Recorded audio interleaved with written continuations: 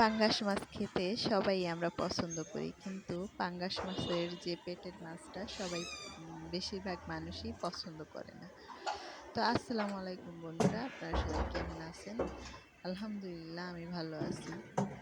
তো আজ দেখাবো যে পাঙ্গাস মাছের পেটের মাছ যারা পছন্দ করেন না, এইভাবে রান্না করলে অবশ্যই আপনারা অনেক মজা করে খাবেন আর অনেকটাই পছন্দ করবেন। তো আমি ভিডিওটা শুরু করছি, আপনারা দেখতে থাকুন আমার ভিডিওটা। আমি কীভাবে পাঙ্গাস মাছের পেটের মাছটা রান্না করি। তো এইখানে আমি পাঙ্গাস মাছের পেটের মাছটা আমি সুন্দর করে টুকরো টুকরো করে কেটে নিচ্ছি। কেটে নিয়ে এইখানে আমি পেঁয়াজ, রসুন, তারপরে জিরা বাটা, সব কিছু মরিচের গুঁড়া, হলুদের গুঁড়া, লবণ সব কিছু দিয়ে দিচ্ছি। সব কিছু দিয়ে আমি মশলাটা সুন্দর করে কষিয়ে নেব। আর ওইদিকে মাছটা আমি সুন্দর করে ধুয়ে তুলে নিয়েছি।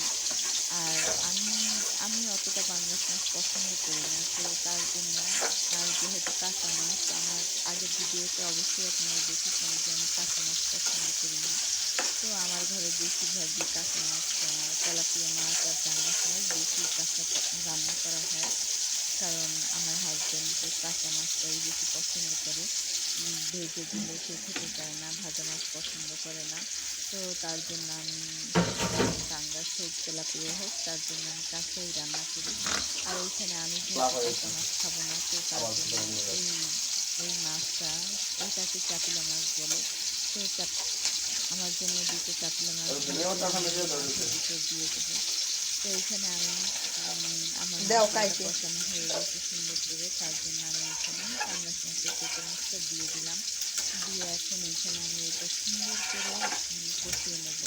কষিয়ে নেওয়ার পরে তারপরে আমি হচ্ছে এটা পানি দেবো, হালকা, বেশি পানি দেবো না। যেহেতু এটা শুকনো শুকনো করবো, আমি এইখানে কোনো ঝোল টোল কিছুই রাখবো না। এই এইতেই, মানে এই মশলাতেই আর তেলেই আর হালকা একটু পানিতে এটা একবারে ভাজা ভাজা হয়ে যাবে। তো আমার এইখানে প্রায় এটা হয়ে গেছে, এখনো পুরো কমপ্লিট হয়নি। তো তার সাথে আমি ধনেপাতা অ্যাড করে দিছি।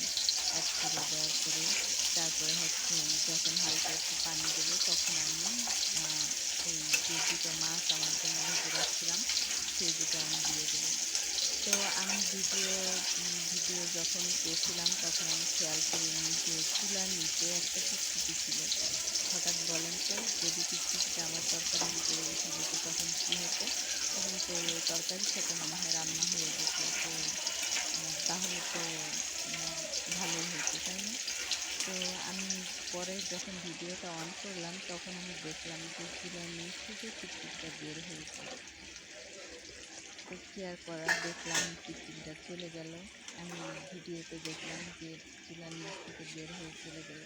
তো এইখানে আমার মাছটা ভালো করে কষানো হয়ে গেছে। এখন আমি পরিমাণ মতো একটু পানি দিয়ে দিলাম, যাতে মাছ থেকে কাঁচা যে গন্ধটা, সেই গন্ধটা না বের হয়। তো তখন মানে যখন পানিটা একেবারে শুকিয়ে যাবে তখন হলো আমি উঠায় ফেলবো। তো এইখানে পানি দেওয়ার পরে যখন হালকা একটু বলক আসছে, তখন আমার যে দুটো মাছ আমি ভেজে রাখছিলাম সেই দুটো মাছ আমি দিয়ে দিলাম। তো আপনারা যদি এইভাবে রান্না করে খান, অবশ্যই যাকে রান্না করে খাওয়াবেন সে হাত চেটে চেটে খাবে। খুবই সুস্বাদু, খুবই মজাদার হয়। কিন্তু আমি তো কাঁচা মাছ পছন্দ করি না, তাই আমার আর খাওয়া হয় না। তো আপনারা অবশ্যই, যদি আপনাদের আমার ভিডিওটা ভালো লাগে, অবশ্যই লাইক, কমেন্ট, শেয়ার করবেন। আল্লাহ হাফেজ।